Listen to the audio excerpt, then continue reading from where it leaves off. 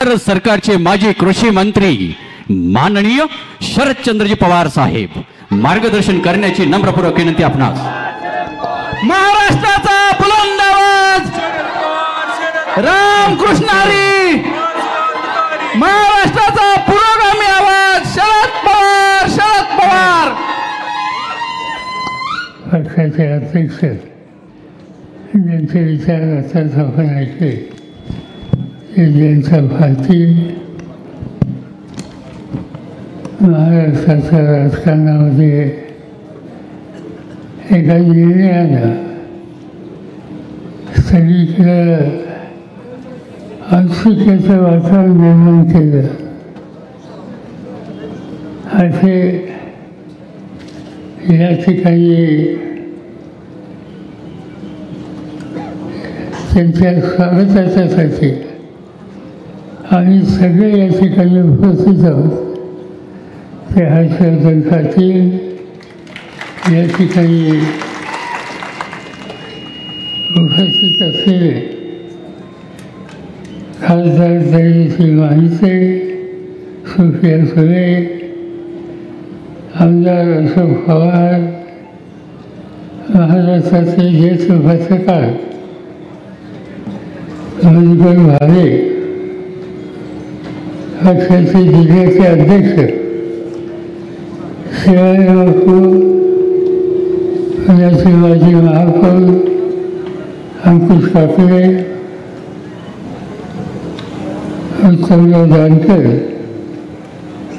व्यासपीठाच्या अन्य सहकारी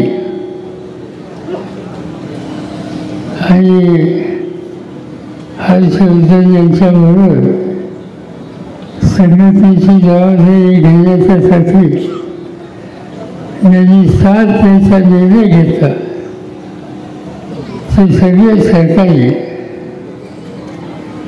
तालुक्याचे अध्यक्ष श्री पाटील, बाकीचे सहकारी बंधुभगिनी,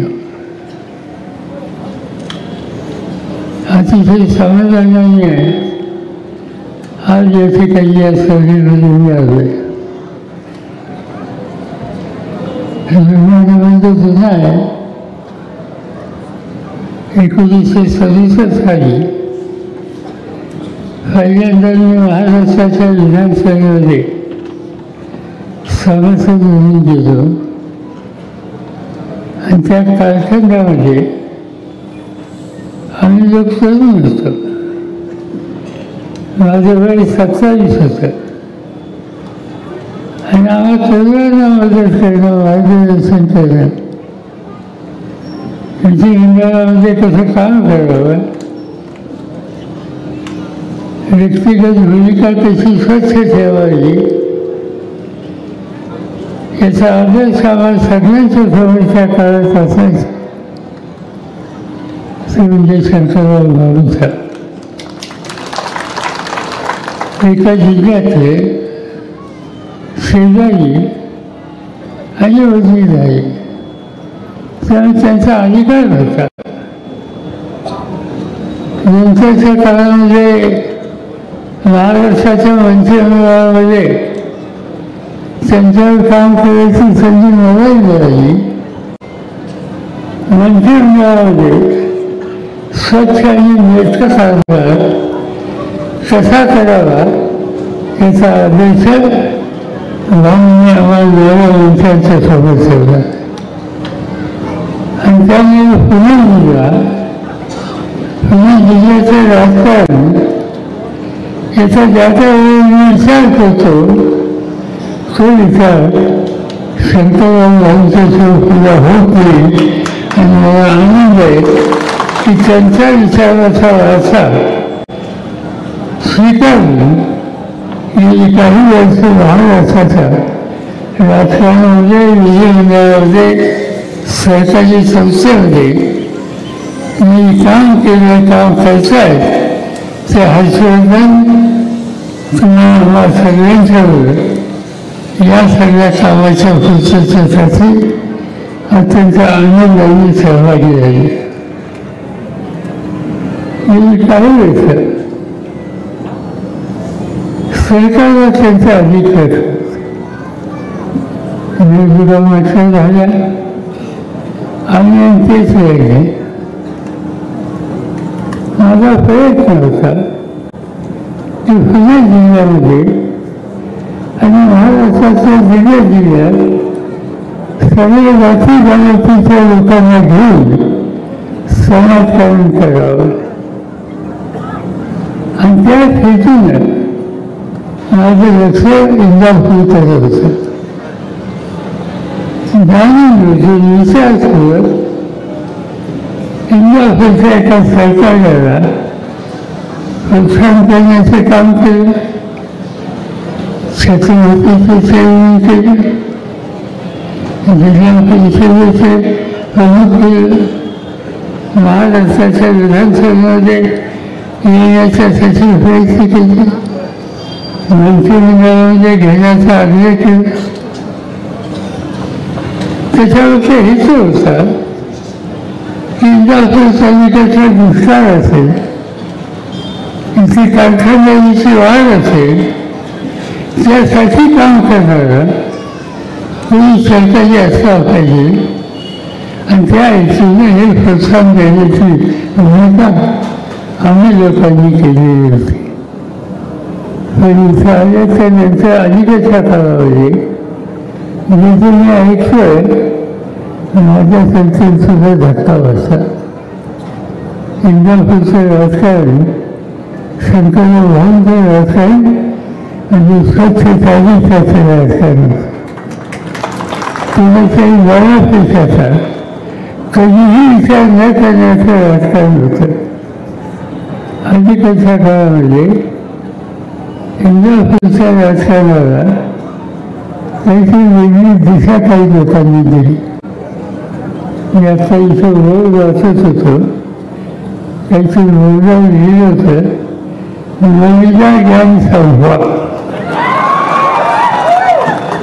मी बाबांनी तुझी ऐकली नवीला ज्ञान आणि इथे तुझं ज्ञान आहे हे अलीकडे कळायला लागले असं आणि ते तुम्ही कोणी सांगितलं नाही. महाराष्ट्राच्या प्रशासनामध्ये मी अनेक वर्षे काम केले.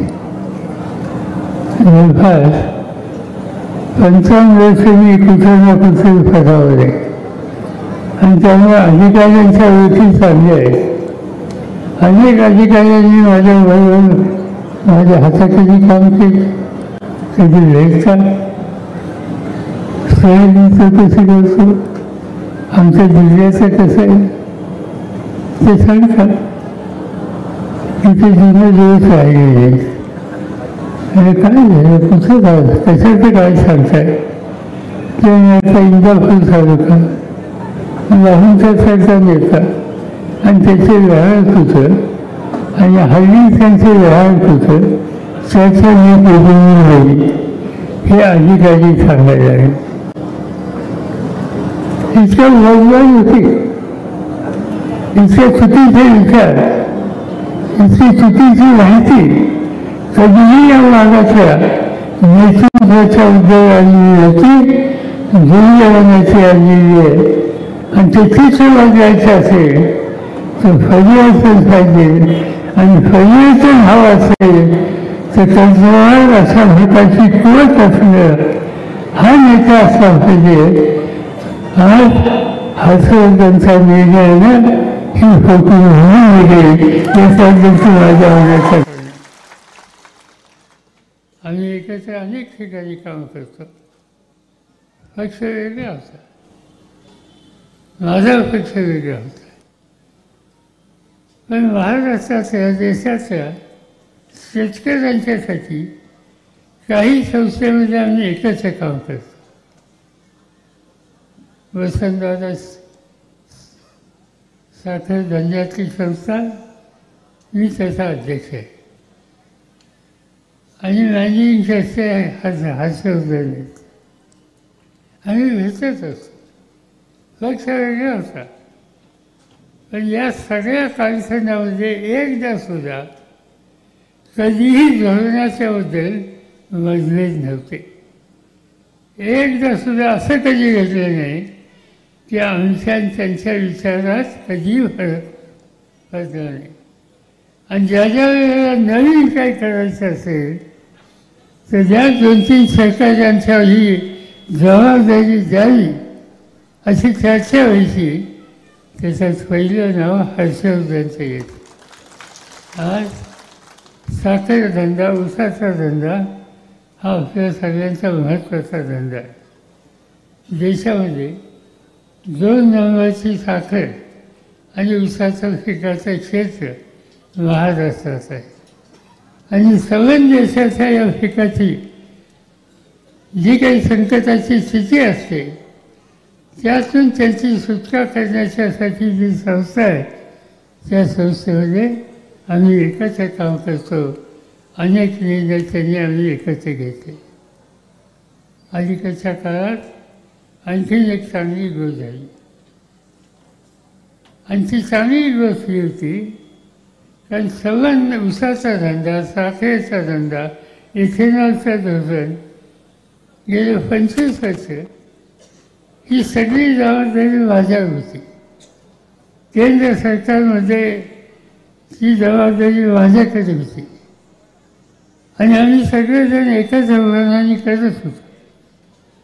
मोदी साहेबांचं सरकार वगैरे थोडी स्थिती बदलली.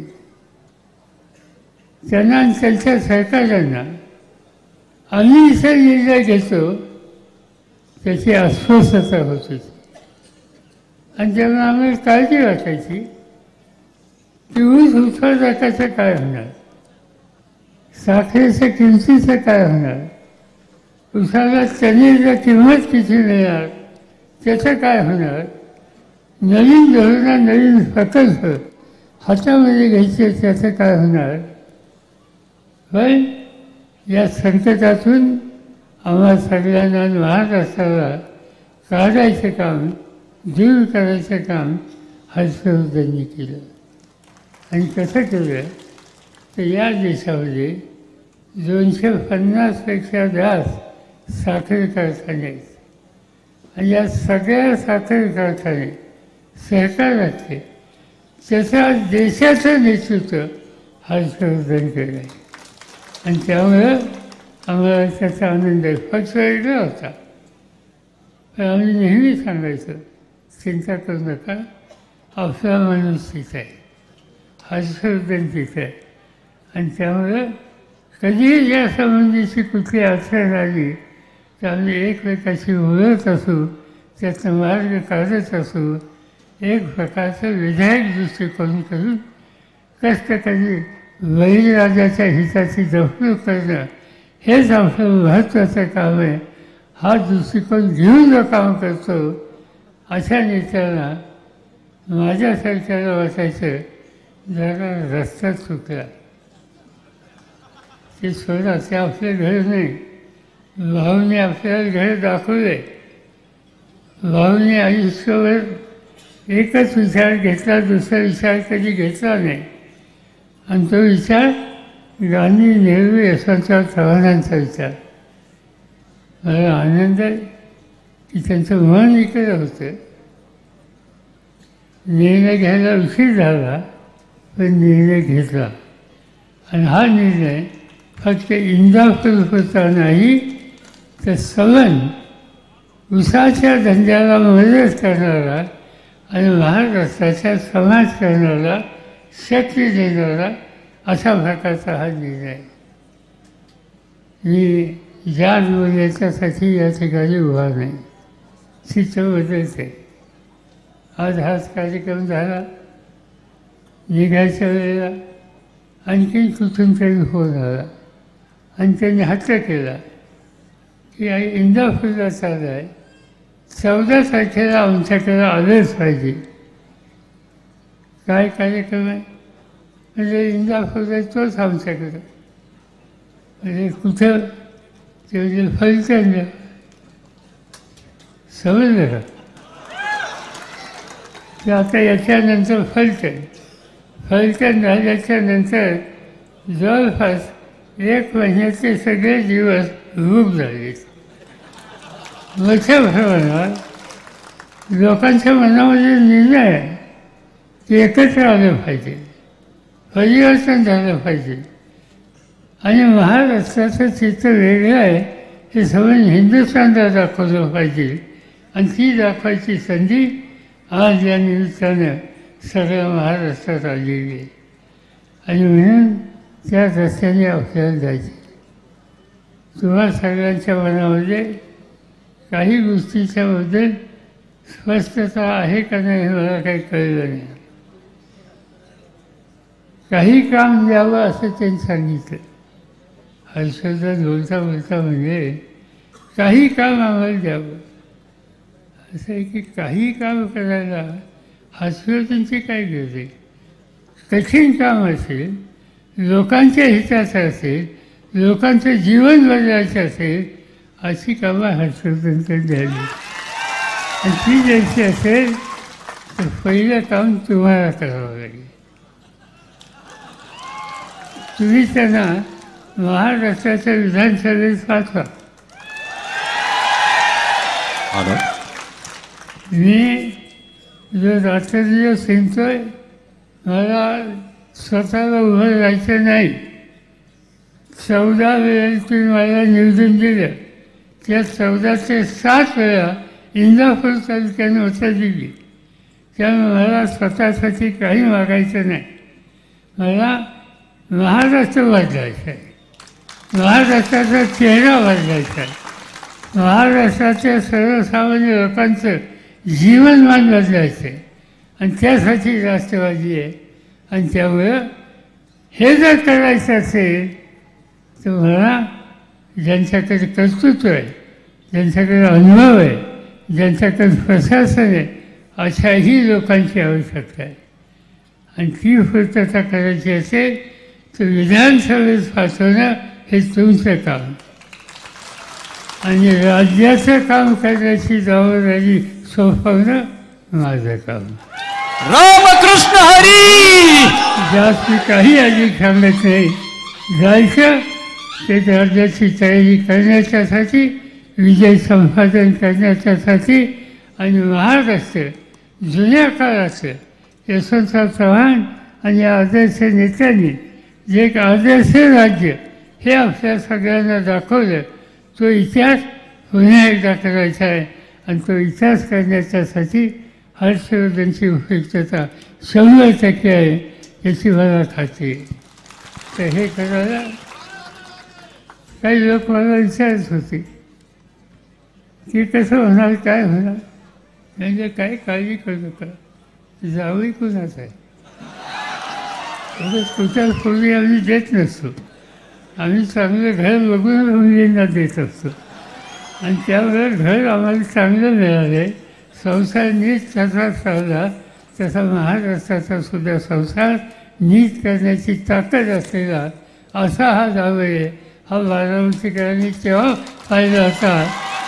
आज त्या जावयाचं या ठिकाणी स्वागत करणं हे मी सर्वांना मागं होतो आणि आपल्या सगळ्यांची रजा घेतो. जय हिंद, जय महाराष्ट्र. धन्यवाद साहेब.